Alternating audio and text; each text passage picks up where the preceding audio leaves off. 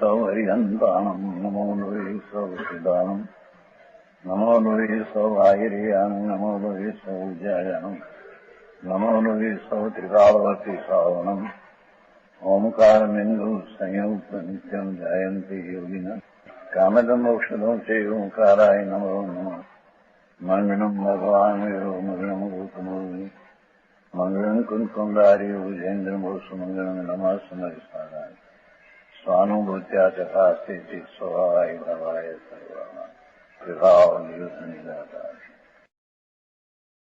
समय पर नाटक मिर्जाबाद 24 से कौशल है वेदना 24 છે ને બરાબર. ધર્મીને કેમ નિર્જરા થાય છે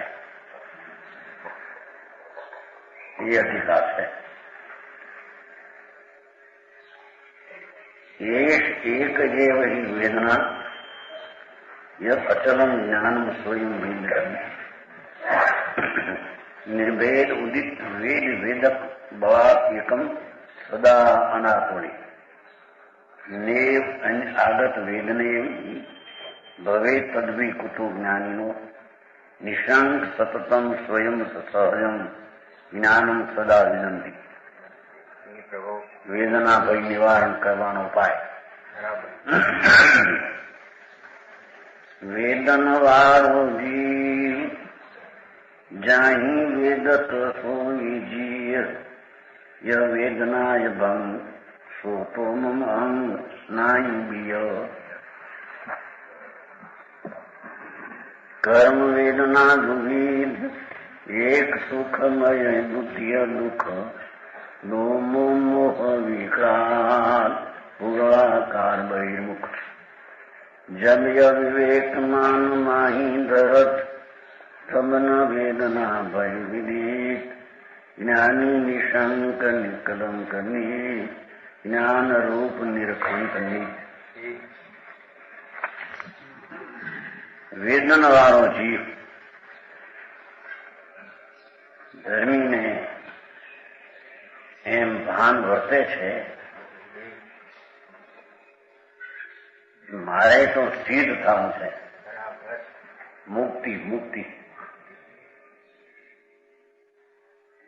તો મુક્તમાં તો અનંત જ્ઞાન અનંત આનંદ અનંત શાંતિ સ્વચ્છતા વગેરે દશાઓ છે.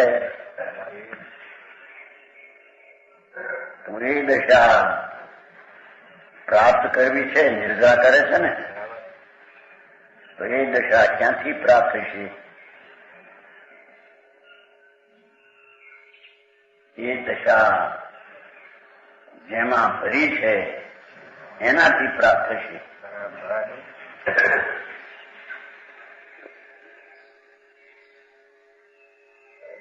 પૂછું તું ને હમણાં છોકરાને પૂછ્યું હતું કે અનંત સિદ્ધ થઈને શું કરવું તમારે? સિદ્ધમાં તો અનંત જ્ઞાન અનંત આનંદ જ્ઞાન થાય. એ ક્યાંથી લાવશું તમે? ક્યાં છે તે લાવશો એને? નિમિત્તમાં છે, રાગમાં છે, એક સમયની પર્યાયમાં છે. છે તો અંદર ધ્રુવ ગુણમાં. જ્યાં છે ત્યાં એકાગ્ર થવાથી સિદ્ધ થાય, કર્મની નિદ્રા થાય અને પૂર્ણ પદની પ્રાપ્તિ થાય. તો એનો અર્થ એ છે કે આત્માનો ગુણ જે શક્તિ અનંત બધું પીડ્યું છે એમાં એને એકાગ્ર થવું છે. એને રાગમાં નિમિત્તમાં એકાગ્ર થવું છે. એમાં તો નથી, એ મારામાં નથી. રાગ ને નિમિત્ત મારામાં નથી. એમાં પ્રગટ પર્યાય થાય એમાંથી આવે છે એમ નથી.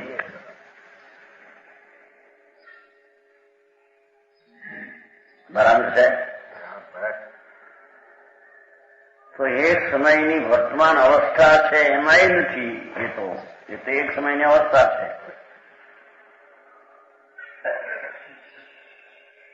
કે છે કે વેદનવાળો જીવ હું પોતે જ આનંદનો વેદનારો,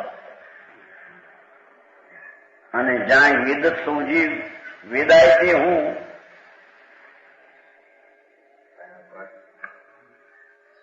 બરાબર છે. શું કે છે રમીએ એમ ભાન પ્રતીત કર્યું છે જે કંઈ પૂર્ણ દશા પ્રાપ્ત થવાની છે, સાધક છે ને,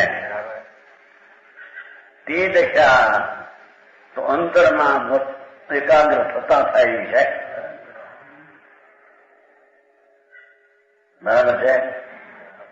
એ રાગમાં કે નિમિત્તમાં એકાગ્ર થઈ એ કઈ મળે એવું નથી, કારણ એમાં છે નહીં. એમ એક સમયની પર્યાયમાં પણ એકાગ્ર થવાથી કઈ એમાં છે નહીં નવું નીકળે.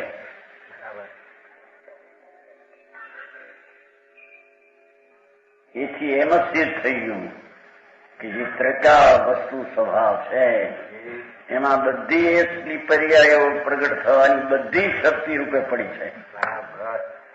ત્યાં શોધે તો મળશે, બાકી બીજે શોધે તો મળશે. સમજાણો? એટલે ધર્મીને અંતરદ્રષ્ટિમાં ધ્રુવ ઉપર એનું આસ્થા છે અને દ્રષ્ટિ છે. એકાગ્ર થવાનું એ જ એનું ધ્યેય છે. ત્યાં સમજાણું કાંઈ? એથી કે છે વેદનારો જીવ એ આનંદનો વેદનારો હું, અને વેદાયથી આનંદ એ પણ હું. એમાં વેદનારો બીજો ને વેદાય કઈ રાગ આદિ બીજી ચીજ એવું છે નહીં. ના રે વેદન વાળો જીવ ભગવાન આત્મા જેમાં અતિન્દ્રિય આનંદ પૂર્ણ આનંદ પીડ્યો છે. પૂર્ણ આનંદ પ્રગટે એવી તો દિશાઓ અનંતી પડી છે. એવો જે જીવ એમ જે દ્રષ્ટિમાં અને અંતર એકાગ્રતામાં લીધો છે તો કે છે કે વેદનારો આનંદનો વેદનારો હું છું. અને વેદત્વય હુજી વેદાય છે એ પણ જીવ પોતાનો આનંદ વેદાય છે. વેદનારો એ ને વેદાય એ. સમજાય છે કાંઈ? આ ધર્મ કેમ થાય એની વાત છે.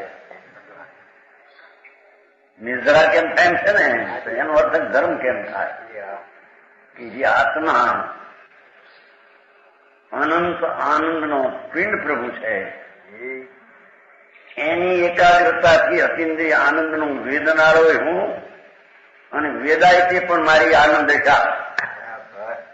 વેદનારો આત્માને સુખ દુઃખ ને વેદે એવું સ્વરૂપમાં છે નહીં.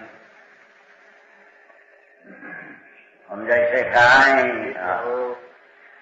તત્વ એવું સીધું ને સરળ છે, પણ અનાદિથી એની દ્રષ્ટિમાં લેવાનો પ્રયત્ન જ કર્યો નથી. આ કે છે કે ધર્મી એને કહીએ કે જેને આનંદનો વેદનારો હું ને આનંદનો વેદાય પણ હું, એને ધર્મી કહીએ.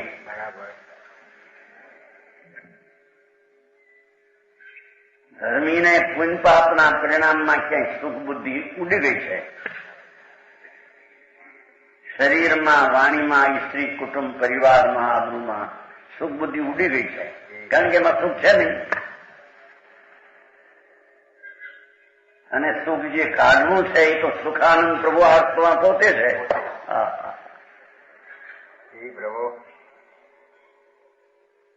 એવું સચ્ચિદાનંદ પ્રભુ આત્મા એને કહે છે કે વેદનારો હું, કારણ કે હું તો આનંદ મૂર્તિ છું.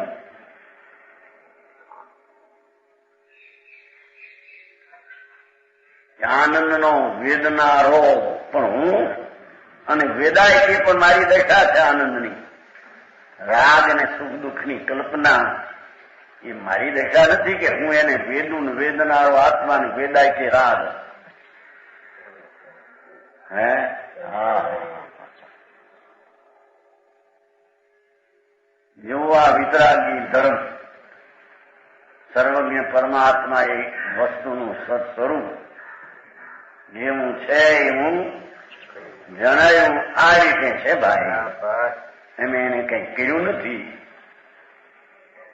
તારો સ્વભાવ ભગવાન તારે સુખી થવું છે ને, અને સુખી તો કેવું સુખ, પાછું પૂર્ણ સુખ ખરું ને, કે થોડું સુખ માગે તો પૂર્ણ સુખ એ તો અતિન્દ્રિય આનંદનું સુખ. હવે એ અતિન્દ્રિય આનંદનું સુખ તારે પ્રાપ્ત કરવું હોય તો ક્યાંથી લાવીશ તું? એ સંયોગોમાં છે ક્યાંય બાયરી છોકરા કુટુંબ આબરૂ પૈસા ધૂળ ધમા દાળ ભાત પકવાન મોસંબી મોટરું ત્યાં છે? ધૂળમાં નથી, તો પર છે. હવે પુન પાપના રાગમાં છે એ રાગમાં તો આકુલતા છે અને આત્મા તો આકુલતા રહી છે. આકુલતા સહિત આત્મા નહીં. એ છે વેદના વાળો જીવ, વેદન વાળો તો હું જીવ છું. ધર્મી સમકીતીને ધર્મની પહેલી દશા પ્રગટ થાય ત્યાં આનંદનો વેદનારો હું, વેદાય ત્યાં આનંદ એ પણ મારો આનંદ.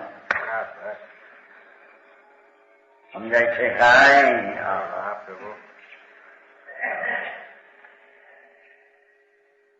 ય વેદના ભંગ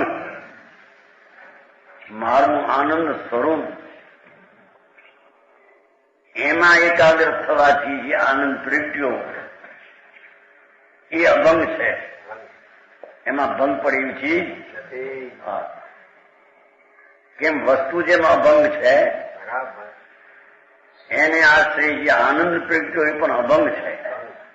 સંસારની સુખ દુઃખની કલ્પનાઓમાં ભંગ છેદ પડે. સંયોગ વિયોગમાં સંયોગો વયા જાય, દુઃખી થાય, બહારમાં ખંડ પડી જાય.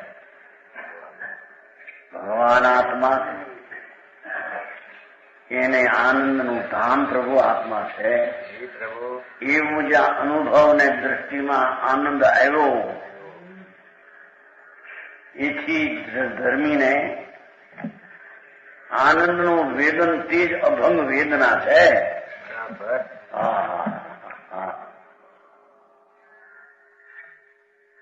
સો તો મમ અંગ, એ અભંગ વેદના તો મારું અંગ છે, મારી ચીજ છે. નાની બિયર એમાં બીજી વેદના વ્યાપ્તિ. શું કહ્યું સમજાવવામાં? અસ્થિ નાસ્તી કરી. હું આત્મા છું ને આત્મા એટલે અનંત જ્ઞાન, અનંત આનંદ, અનંત શાંતિ, સ્વચ્છતા, પ્રભુતા, પરમેશ્વરના સામર્થ્ય વાળો હું આત્મા છું. હું પામર નથી, હું અલ્પજ્ઞ નથી, હું વિકારી નથી, હું સંયોગમાં આવતો નથી. એવો આત્મા દ્રષ્ટિમાં અને આશ્રયમાં આવ્યો કે છે કે મારે તો આનંદની વેદના અભંગ અખંડ એક છે, અને એ આનંદની વેદના એ મારો ભાગ છે, એ મારું અંગ છે. સમજાણું કાંઈ? નહીં બિય નહીં વ્યાપ્તિ, બીજી વેદના રાગ આદિ મારામાં છે જ નહીં. રાગથી તો મુક્ત છે.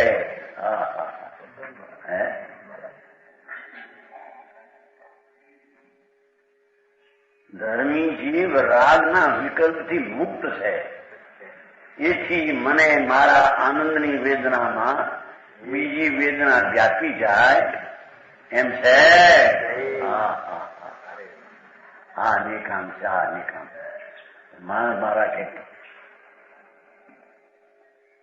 સમજાણું કાંઈ પ્રભુ એ તો મિશ્રપણું ગયું છે અપેક્ષાથી. બાકી તો ધર્મીને સ્વભાવના વેદનનો ભાગ એ જ પોતાનું અંગ છે. રાગનું વેદન એ એનું અંગ એથી રાગની વેદના સ્વભાવમાં વ્યાપતી નથી, એટલે આવતી નથી. ન્યાયથી સમજાયું છે. આ તો લોજિક થી વાત ચાલે છે. ભગવાન તું છો ને, છો એમાં શું છે, શું એમાં નથી, શું છે ને શું એમાં નથી. અનંત આનંદ, અનંત જ્ઞાન, અનંત શાંતિ, અનંત સ્વચ્છતા, અનંત પ્રભુતા એ છે. એવું એમાં એકે નથી કે જેમાં પૂર્ણતા ન હોય. અત્યારે હો જે ક્ષણે દ્રવ્યને સ્વીકાર્યું વસ્તુને તે જ ક્ષણે દ્રવ્યમાં પૂર્ણતા પડી છે અને તેમાં એકાગ્ર થવાની ધારા વહે.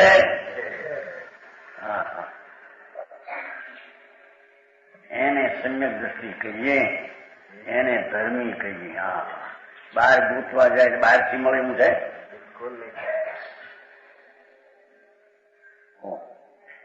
ધર્મની દશા ક્યાંય સમિત શિખરથી મળશે, શેત્રુંજથી મળશે, સમોષણ ભગવાન અહીંયાથી મળશે.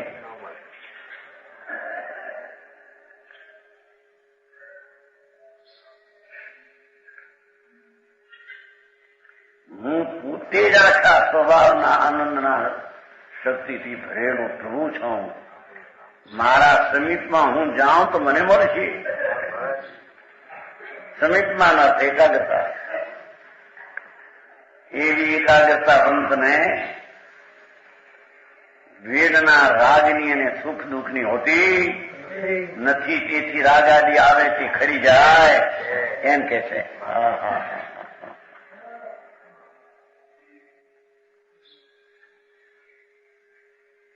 વિય વેદના ભંગશો તો મમ અંગ નાહી બિય. બીજું વ્યાપેલું મારામાં નથી. જો સમજાય છે કાંઈ? અરે આવો માર્ગ, એ માર્ગનું સ્વરૂપ જ એવું છે. વિતરાગે આજ કહ્યું છે પરમેશ્વર ત્રિલોકનાથ તીર્થંકરે વાણીમાં ઇન્દ્રોની સમક્ષ અને ગંધર્વની સમીપમાં આ કહ્યું હતું. ભાઈ તું પૂરો છો ને પ્રભુ, તારે શોધવું હોય તો ન્યા શોધજે હો.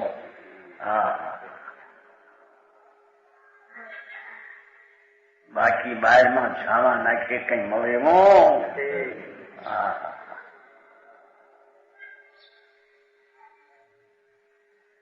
એવી અંતરમાં વસ્તુનો આ સ્વીકાર થઈને વસ્તુમાં આનંદને જ્ઞાન એવો સ્વીકાર દ્રષ્ટિમાં થયો, એને તો આનંદનું વેદન છે. આ વીછી કરડે સર્પ કરડે ના વાઘ ખાય છે ને, ગરમીને વેદન નથી એમ કે છે. વાઘનું તો મોઢું એને અડતું નથી, કટકા થાય એનામાં થતા નથી, પણ જરીક અંશ દુઃખનો વેદનનો પર્યાય આવે એ પણ જીવના સ્વભાવને વ્યાપતો નથી એમ કે. એ સંભળી આવું થયું છે. કેમ કે એનું વ્યાપક ભગવાન આત્મા અને એની વ્યાજ તો નિર્મળ દશા છે એમ કે. કેમ કે વ્યાપક નામ પસરનારો, ફેલાનારો એ પોતે ભગવાન આત્મા. ફેલાઈને શું ફેલાણું, વિસ્તાર શેનો થયો? સમ્યક દર્શનમાં કે શાંતિ ને આનંદનો ફેલાવ થયો. એ આનંદ ને શાંતિનું વ્યાપી આત્માનું આત્મા વ્યાપક. પણ રાજનું વેદન અંદર સુખ દુઃખની કલ્પનાનું એ આત્માનું વેદન નહીં. આત્મામાં એ વ્યાપતો, કારણ કે વ્યાપક એ નથી. સમજાણું કાંઈ? આવું ભારે સ્વરૂપાય છે. હજી તો પકડાવું કઠણ. હજી શું કે છે એ વિના, એના સમજણ વિના તો ક્યાં પ્રયોગ કરવો, ક્યાં જવું ને ક્યાંથી હટવું એની ખબરો વિના અથડાયા કરે સનાદિથી વિકલ્પમાં. સુખ દુઃખની વેદનામાં એમ કે છે એ સુખ દુઃખની વેદન અનાદિનો દુઃખી દુઃખનું વેદન છે ને એમ કે છે. પોતાના આત્માના ભાન વિના, સ્વભાવના સ્વીકાર વિના, રાગનો સ્વીકાર છે તો દુઃખનો સ્વીકાર, અને દુઃખી છે પ્રાણી. એ શેઠિયા હોય કે રાજા હો, દુઃખી એકલા છે બચારા. એમ છે એમ નહીં. પણ છોકરો રડે 50,000 લાખ રડે તો દુઃખી છે.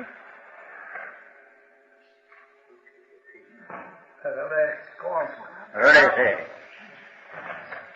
રાગમાં રોવે છે બિચારા. એ રાગ ભાવ કરીને વેદે છે એ દુઃખી છે. એ વેદન દુઃખ છે એમ કે છે. અને એ દુઃખનું વેદન મારું છે એ માન્યતા મિથ્યા છે એમ કે છે. અહીંયા તો ભગવાન આત્મા જેમાં અનંત આનંદનો રસ પડ્યો છે એ વસ્તુ જ્ઞાન રસ આનંદ રસ સ્વરૂપ છે. આનંદ ને જ્ઞાન એનું સત્વ, એનો ભાવ, એનું તત્વ છે. ભગવાન આત્માનું સત્વપણું એ તો જ્ઞાન આનંદ આદિ એનું પણું છે. એવા સ્વભાવનો ધર્મીને સ્વીકાર થતા એ ધર્મીને રાગને દ્વેષના વેદનમાં વ્યાપતો નથી, અથવા એ વેદન અહીંયા વ્યાપતો. શું કહ્યું? રાગ દ્વેષનો વિકલ્પ છે એમાં પોતે વ્યાપતો નથી, અને એ રાગ દ્વેષની વેદના આ વ્યાપતી નથી.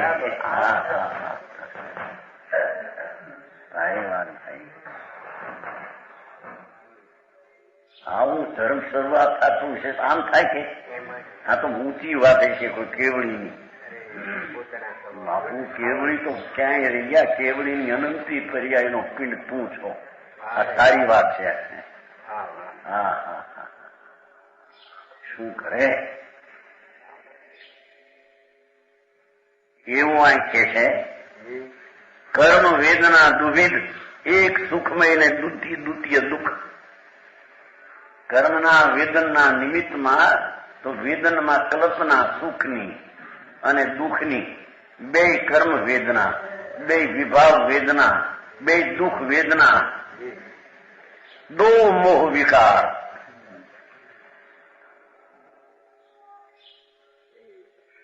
સમજાણું કાંઈ? આ પરમાં ઉમંગ આવીને ઉત્સાહ આવે, પ્રેમ આવે. પરમાં કે છે કે એ રાગનું વેદન છે, દુઃખનું વેદન છે, એ કર્મના ફળનું અજ્ઞાનનું વેદન છે. એ દોમો વિકાર છે. ભગવાન આત્મા નિર્વિકારી સ્વભાવની મૂર્તિ પ્રભુ, એવું જેને આત્મા આવો એમ જ્યાં સ્વીકાર અનુભવમાં પ્રતીતમાં આવ્યો, એથી એને કે છે કે એને તો આનંદની વેદના વ્યાપે છે, અતિન્દ્રિય આનંદની વેદના પસરે છે. એ વેદવા યોગી ને વેદનારો એ આત્મા. આત્મા વેદનારો, અને એ પુણ્ય સુખ દુઃખની કલ્પનાનું વ્યાપ વેદવું વસ્તુમાં નથી.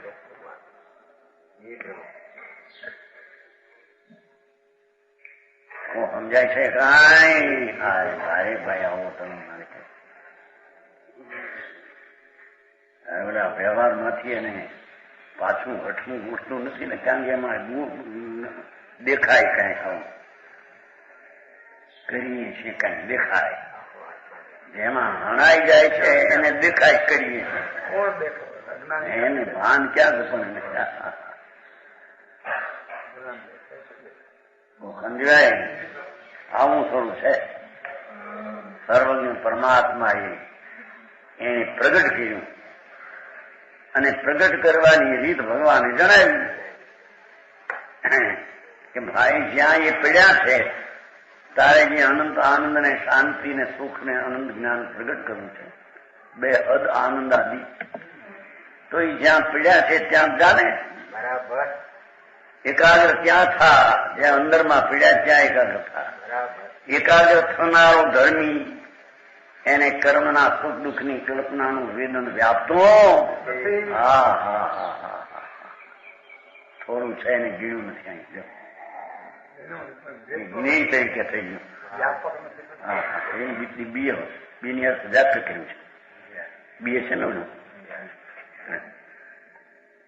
આવ્યું ને, ના બી બી નો અર્થ વ્યાપ કર્યો છે. બીજું નથી એનો અર્થ, બીજું વ્યાપતું નથી એમ, બીજી વેદના એનામાં એટલે વ્યાપ્તિ નથી.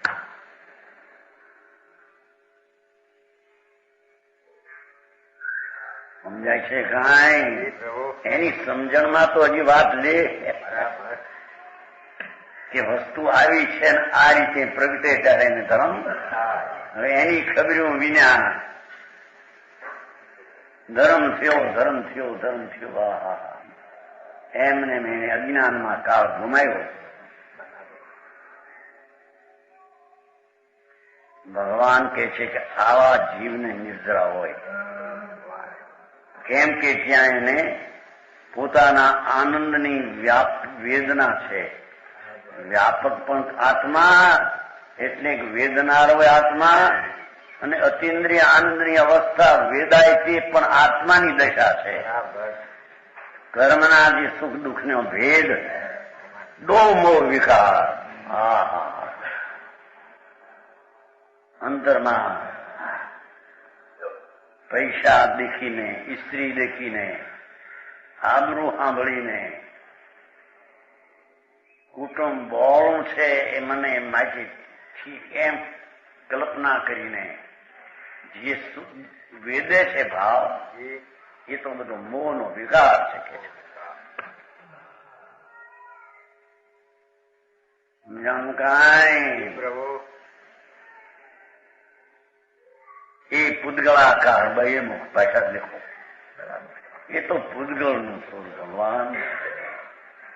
એ સુખ દુઃખ સંસારની કલ્પનામાં ભાવ એ તો પૂદગળનું સ્વરૂપ છે. આકાર એટલે પૂદગળનો સ્વભાવ છે, અને બહિર્મુખ છે એ તારા અંતર્મુખ સ્વભાવમાં. હા હા હા, એ વાત આવી સાંભળવા મળે નહીં. એ કીધી સમજણ કરીને અંદર સ્વનો આશ્રય કરે તો ધર્મ થાય. એ વાત ક્યાં રહી ગયો? દુર્લભ વાત ઘણી ઘણી થઈ.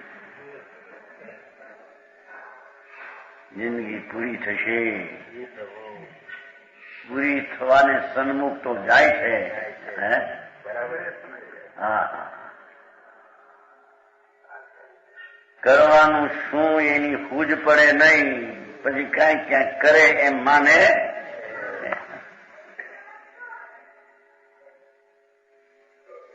હા, ભારે ભાષા કે છે ભાઈ પ્રભુ તું તો અનાકુળ આનંદ સ્વરૂપ છો ને આત્મા.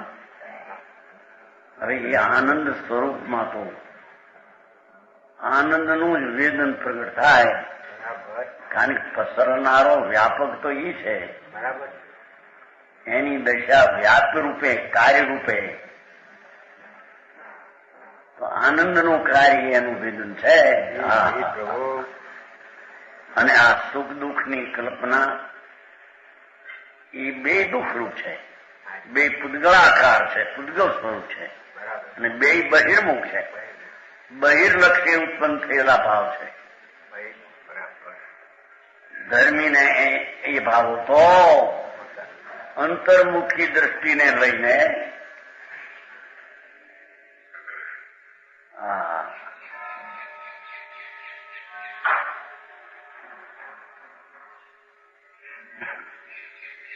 સ્વરૂપ દ્રષ્ટિ થઈને જે સ્વરૂપનું વેદનની દશા એ તો સ્વરૂપનો આકાર ને સ્વરૂપનો ભાવ છે. અને આ જે સુખ ને દુઃખની કલ્પના, નોકરી 500ની હોય અને એકદમ 1000-5000નો પગાર થાય, ખુશી ખુશી થઈ જાય. ભૂખ હોય એટલી, એમાં પાછું મળી જોવે એવું એને શેરો લાલ હતો, મીઠો, કઈ દાંતે ચાવવું ન પડે. કે છે ભાઈ એ વિકારનું વેદન, ભાઈ એ શેરાનું નહીં.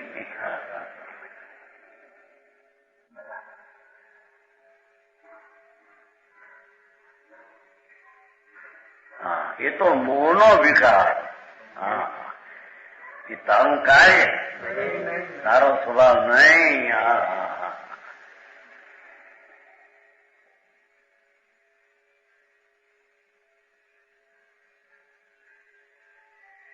પુદ્ગળાકાર બહિર્મુખ જવ્ય વિવેક મનમાં ગત. દેખો બે જુદા પાડ્યા ને, સુખ દુઃખની કલ્પના પુદ્ગળ સ્વરૂપ બહિર્મુખ અને વ્યાપક આત્મા અને વ્યાપ એની આનંદશા, એ બેની વિવેકતાનું ભાન થયું, ભિન્નતાનું. જવ્ય વિવેક મનમાં ધરત, મનમાં શબ્દ રાખ્યો છે, ભાવમાં એ જાતનું ખ્યાલ આવ્યો. તબ ન વેદના ભય વિદિત, ત્યારે ધર્મીને વેદનાનો ભય હતો. મારામાં વેદના વ્યાપતી નથી, હર્ષશોક વ્યાપતા નથી, હું એમાં વ્યાપતો નથી. પછી મને વેદના છે એ ભય હોઈ શકતો.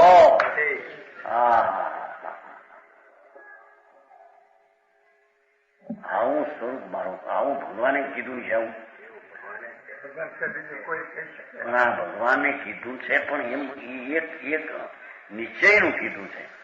પાછો વ્યવહારનું બીજું કઈક રહી જાય છે કે નહીં, એ તો કહ્યું નહીં.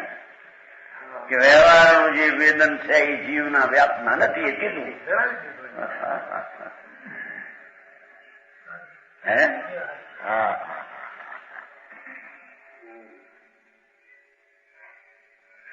ધર્મી જીવને તો શુદ્ધ ઠીકાળી ન્યાય ભાવનો જ્યાં આશ્રય ને આદત પડી ગઈ છે તેના અવલંબનની,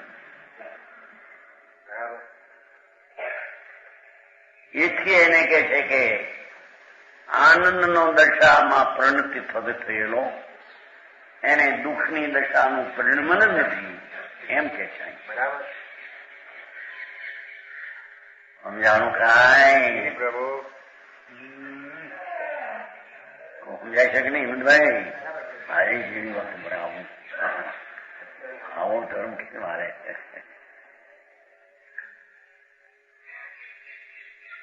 માર્ગ તો આ છે પ્રભુ. બીજી રીતે કોઈ કલ્પે મનાવે જિંદગી ચાલી જશે ભાઈ. અજ્ઞાનમાં અવિવેકમાં જિંદગી દુઃખી થઈને જે ચાલો જશે.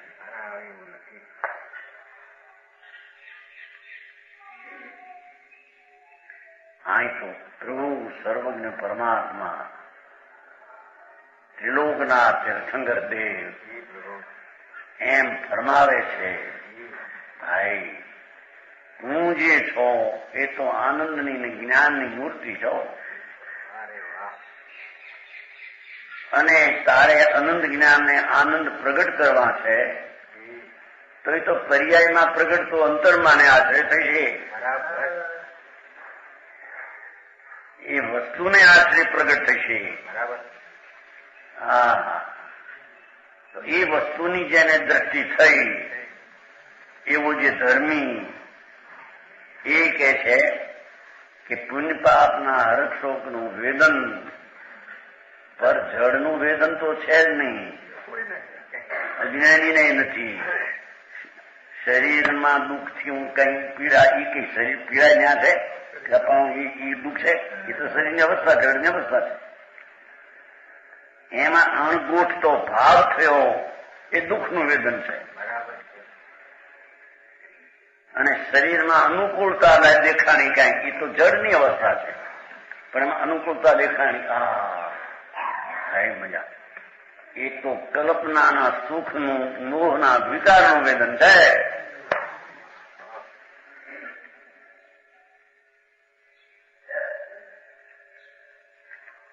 એમ મોહના વિકારનું વેદન અને પોતાના આત્માનું વેદન એ બેનો વિવેક થવાથી તદ વેદના ભય ન વિદિત, એને ભય થતો.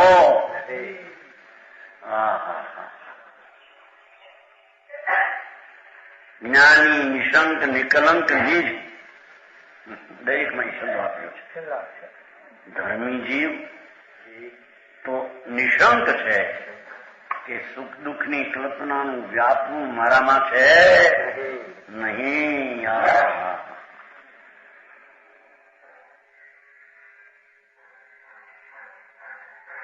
હું તો ધર્મી સંકિતિને એમ થાય છે, હું તો નિશંક શુદ્ધ આનંદ ને જ્ઞાનનો સ્વામી એ નિશંક છું.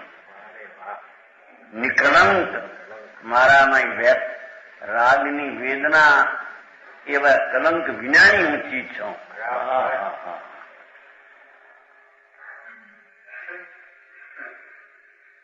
ભાવમાં આ વાત છે. વસ્તુ આવો જ્યાં ચૈતન ભગવાન સ્વીકાર્યો, શ્રદ્ધામાં અનુભવેલો, એટલે કે છે નિશંક છે. તો અરે વેદના કેવી આકરી આવશે અને મારું મરણ બગડશે અથવા કઈ થઈ, શું થશે, શું થાય? હું તો આનંદનો વેદનારો આનંદ લઈને આગળ જવાનો એમ કે છે. બરાબર. દુઃખી થઈને વેદના થઈને જવાનો એ મારી ચીજ છે. જો મરતા પણ ધર્મી જીવને, મરતા એટલે દેહના પ્રાણો છૂટવાને ખાવે, એને તો આત્માના આનંદના વ્યાપકની દ્રષ્ટિને એની દશા છે. એથી એને મરણનું અને દુઃખના વેદનનું વ્યાપવું એમાં છે.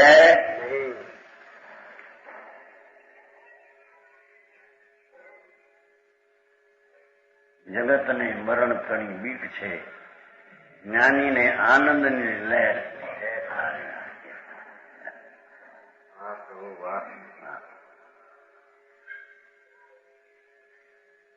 મરે કોણ? જીવ તો જીવ અનાદિનો છે, એમાં મરે કોણ? જાય કોણ? નવું થાય કોણ? એવો નિશંક નિકલંક નિજ, હું તો નિકલંક સ્વરૂપ છું. રાગનું વેદનનો કલંક મને નથી. સમજાણું કાંઈ? જ્ઞાન રૂપ નિર્ખંત નિત્ય, એ તો આત્માને જ્ઞાન રૂપ, આનંદ રૂપ, શાંતિ રૂપ, સુખ શાંતિ સુખ રૂપ નિર્ખત નિત્ય. નિત્ય એ રીતે જ આત્માને જોવે છે ધર્મી.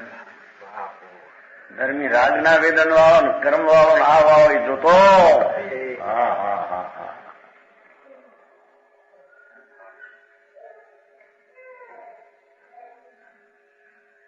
આ વાત મૂળની નંબર એની ઉપરના દાવા પાંખતાની વાતો. આ વ્રત પાવો ને અહિંસા કરો ને સહીથી બ્રહ્મચર પાવો ને, અરે ભગવાન ભાઈ, એ દાણા પાંખડા તોડી એ મૂળ નહીં છેદાય. સમજાણું કાંઈ? પ્રભુ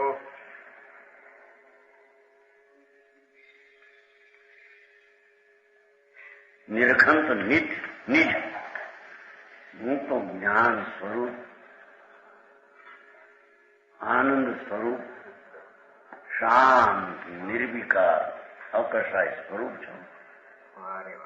એને જોતો નિરખતો જ્ઞાની રાગની વેદના કે દુઃખની વેદનાનો એને ભય હોતો છે નહીં. પછી ભય કેનો?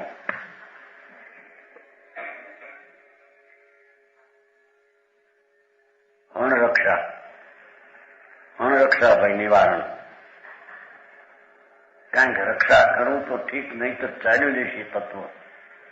અણરક્ષા એ સ્વરૂપમાં છે. સ્વરૂપ તો રક્ષાયેલું અનાદિ અનંતનું છે. હા,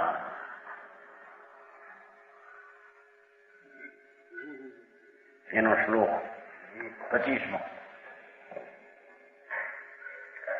યત સત નાશમુપેતી, સત નાશમુપેતી તત ન નિયતમ વ્યક્ત ઇતિ વસ્તુ સ્થિતિ. જ્ઞાનમ સત સ્વયમેવ તત્કિલ ત્રાતમ કિમ અપશપય અસ્ય અત્રાણમતો ન નિકિંચન ભવે તદ્ભી કુતો જ્ઞાનિન નિશંક સતતમ સ્વયં સહજમ જ્ઞાનમ સદા વિદંતી. જ્ઞાનનો આનંદનો સદા અનુભવ કરે. વિદંતી પ્રત્યક્ષ આનંદને જ્ઞાનને ભેદ છે એમ કે એનું પંચ. જો સ્વવસ્તુ સત્તા સ્વરૂપ જગમાહી ત્રિકાળગત તાસુ વિનાશ ન હોય સહજ નિશ્ચય પ્રવાણ મત સો મમ આચમ સર્વથા નહીં સહાય દર તિહી કારણ રક્ષક ન હોય ભક્ષક ન કોઈ પર. મારો કોઈ રક્ષકે નથી ને મારો કોઈ ભક્ષકે નથી. કે છે જબ यही प्रकार निर्धारकीय, जब यह प्रकार निर्धारकीय तब अनरक्षा भयनाशी ज्ञानी निशंक निकलंत नित ज्ञानमय ज्ञान रूप निरखंत नित.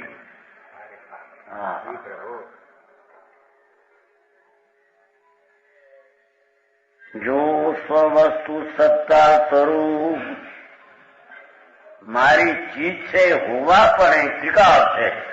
એમાં હોવા પર આમાં રાખવું કે નાશ થવું એ હોતું. સત્સ્વરૂપ આત્મવસ્તુ જગત में સદા નિત્ય છે. પ્રભુ આત્મા તો સદા અવિનાશી.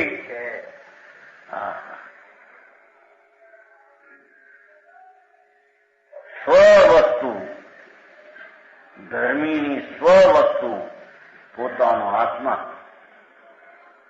જે અનાદિ અનંત નિત્ય ધ્રુવ એ સત્તા સ્વરૂપ છે.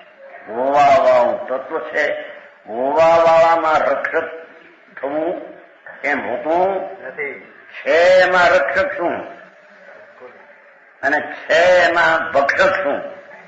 એને ભક્ષ કરે કોણ? એની રક્ષા કરે કોણ? છે જો સ્વવસ્તુ સત્તા સ્વરૂપ જગમાની ત્રિકાળગત ત્રણેય કાળે છે અનાદિ અનંત હું છું. એ હું આત્મા. એવા આત્માને રક્ષા રખવું કરવું તો રહે, નહીં તો ન રહે એવું એમાં છે નહીં. આ બહારની ચીજ તો જુઓ ને, ગઢ ભક્ત ભેગા તળ કરે, પાણા કરે, હળિયા પાકા નાખે, સમજાવી દીધું તો એ રક્ષા થઈ કહેવાય એને.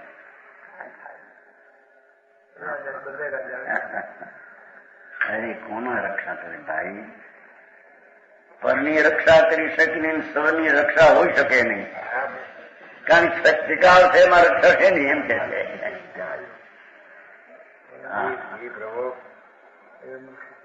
આ બાયડી છોકરાની રક્ષા કરી શકે કે નહીં? હે પતિ શેનો થયો ત્યારે? પતિ થયો ને, પતિનો પતિ નરપતિ, રાજા નરપતિ કહેવાય. માણસનો પતિ ઉદ્યોગપતિ હોય, ખુશી થાય. આ ભાઈએ ઉદ્યોગ કરીને પોતાના બાહુબળે પૈસા ભેગા કર્યા અને બહાર ચડ્યા, ઊંચા આવ્યા તર કરવા વખાણ કરે મારા. એ રખડવાનું હું ધૂળમાં છે. હા, પછી 50 લાખ ભેગા કર્યા હોય, ઉદ્યોગપતિ. હા, જાદુ થઈ ગયું, વાત હતી. પછી મહાજનમાં તો બહુ પૈસા વધી ગયા. ત્યાં તમારે ધૂળમાં નથી, ત્યાં હેરાન થઈને મરી છે. હમણાં કેતા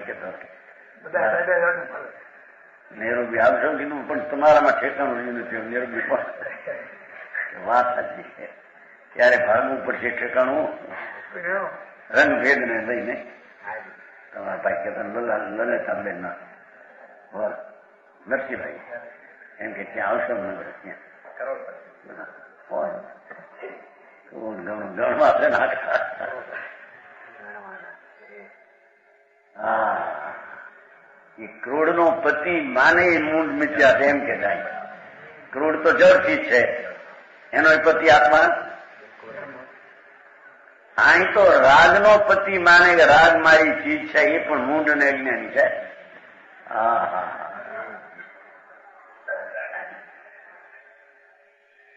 જગમાં અહીં ત્રિકાળ હું તો ત્રણેય કાળે રહેલી ચીજ છું. ધર્મીને પોતાના આત્માની દ્રષ્ટિ છે, એ તો ત્રિકાળ રહેનારી ચીજ છે. ત્રાસુ વિનાશ ન હોય, સહજ નિશ્ચય પ્રમાણ મત, એનો નાશ કોઈ બી થાય કભી નાશ નહીં. નિશ્ચય ને સે નિશ્ચિત है, સ્વાભાવિક નિશ્ચયથી પ્રમાણ છે. ધર્મની વ્યવહાર નથી, વ્યવહાર નથી, પર્યાય બદલે છે એટલું.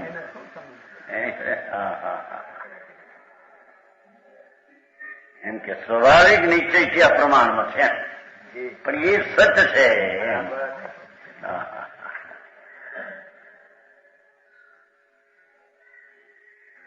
સોમમ આત્મદ્રવ્ય સર્વથા નહીં સહાય ધર.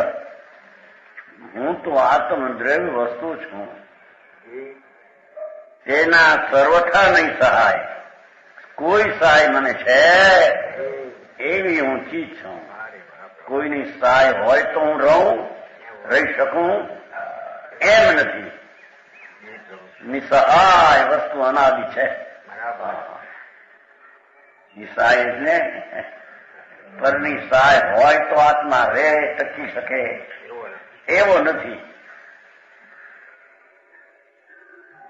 સોમમ આત્મદ્રવ્ય, સો મમ આત્મદ્રવ્ય. દેખો, ધર્મીને તો મારું આત્મદ્રવ્ય દ્રવ્ય હું મારું છે. દ્રવ્ય એટલે શું હોય છે? પૈસા છે.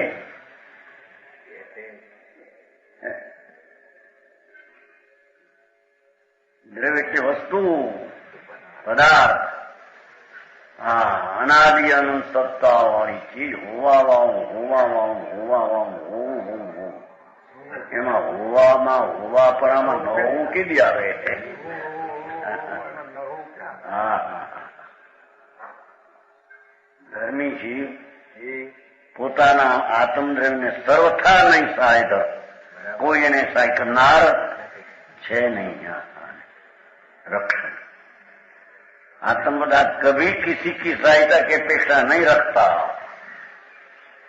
मारी चीज है ने कोईनी अपेक्षा. भैया अजीव है तो जीव रहे.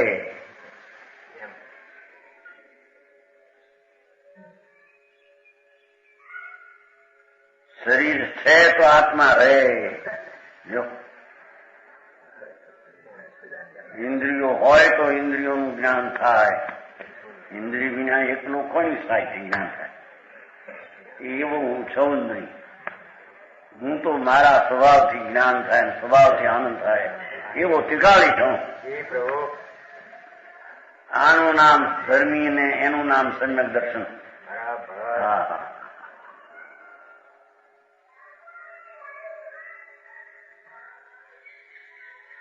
સર્વથા નહીં સાહેબ, ભાઈ કથનચિત તો રાખો, નહીં તો એકાંત થઈ જશે. અહીં તો સર્વથા શું રાખીએ? સર્વથા છે. હા, વ્યક્તનિયતમ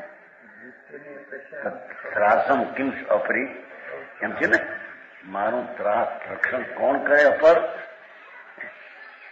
અન્યસ્વ ત્રાણમતું કિંચન ભવે, કિંચિત નથી એમ. સર્વથા મારો કોઈ સહાય કરનાર છે જ નહીં. સર્વથા હું પોતે છું. ભાઈ કથનથી સર્વ સહાયક ને કથનથી અસહાય એમ રાખો તો અનેક થાય. એમાં એક વાત જ ખોટી છે. હા હા, સર્વથા હું પરથી રક્ષા થાય તો રહું એવું હું છું ને, બિલકુલ. સર્વથા મારું હોવાપણું તે સત્તાથી સ્વભાવથી શોભી છે. સર્વથા રક્ષક છું, પર રક્ષા કરે તો રહું એવું હું છું. હા હા હા, જ્યાં વસ્તુ સ્વરૂપ છે ત્યાં મળીએ. સર્વથા નો હોય ત્યારે ઓલી કથનચિતા મને કથનચિતા એમ છે લખ્યું ન લે નહીં કે સત આમ જ છે. અરે આવું સાંભળીને મને આશા થાય. અરે ભગવાન ભાઈ, તું 6% એમ જ છે. હવે એમાં તને હાચું આવ્યું. હું છું એ ખરો ને હું નથી એ ખરો એમ તો એની કામ થાય. હા, તેથી કઈ છે ને આમાં જો તિહી કારણ રક્ષક ન હોય ભક્ષક ન કોઈ પર. ભગવાન આત્મા શુદ્ધ સત્તા સ્વરૂપ મારી અનંત હું છું. એમાં કોઈ રક્ષક મારો નથી, તેમ મારો કોઈ ભક્ષક નથી. રક્ષક હોય તો ભક્ષક હોય ને ભક્ષક હોય તો રક્ષક હોય. હા ભાઈ, આ મુકામ ઉતરવા હોય તો શેઠિયાની જરૂર પડી દો. નાથ કે છે ને, નાથ. હા, સ્ત્રીનો નાથ પતિ છે એમ કહેવાય. નાથ શું કરવા? જે મળેલી ચીજની રક્ષા કરે, અણમળેલીને આપે, એને નાથ નહીં લો.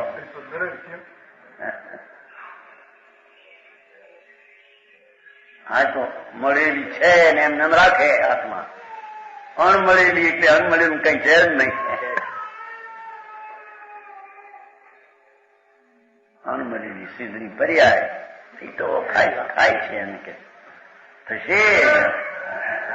અનંતી સિદ્ધ પર્યાયનો પિંડ પ્રભુ જેને ભરોસે પ્રતીતમાં ચડાવી દીધો છે અરણ્ય, એને કેવળ જ્ઞાન પ્રગટશે જ. સમજાણું કાંઈ?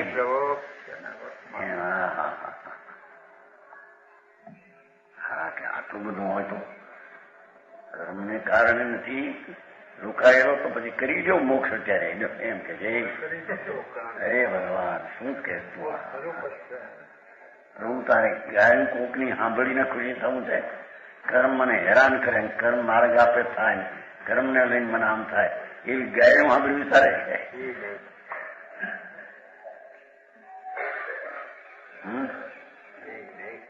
હા,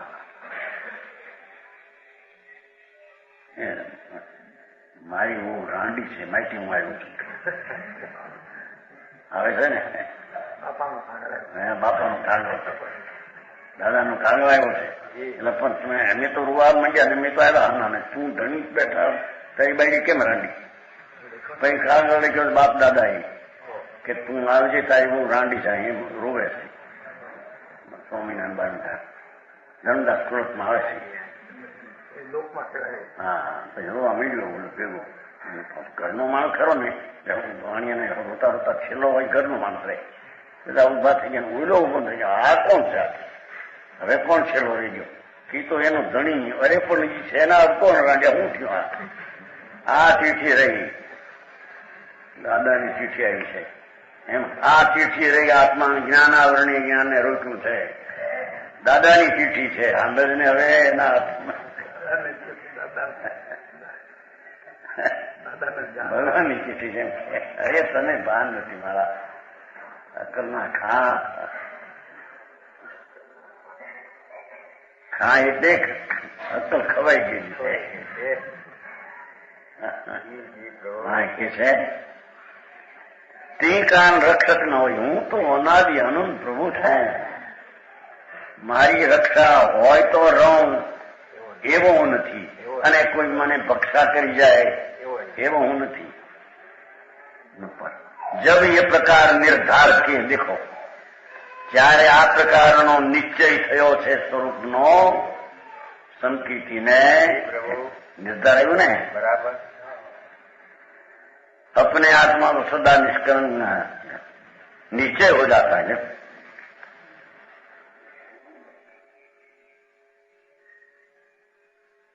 जब यह प्रकार निर्धार आत्मा में થાય છે સંકિતિ ને, તબ અનરક્ષાભાઈ નો નથી. અરક્ષાભાઈ એને હોતો ના થઈ જાય. જ્ઞાની નિશંક નિકલંક નિજ ધર્મી જીવ તો એને કહીએ કે જેને સ્વરૂપમાં શંકા પડતી નથી. બરાબર. કે આ સ્વરૂપ આમ રહેશે કે નહીં રહે એવો સંદેહ નથી.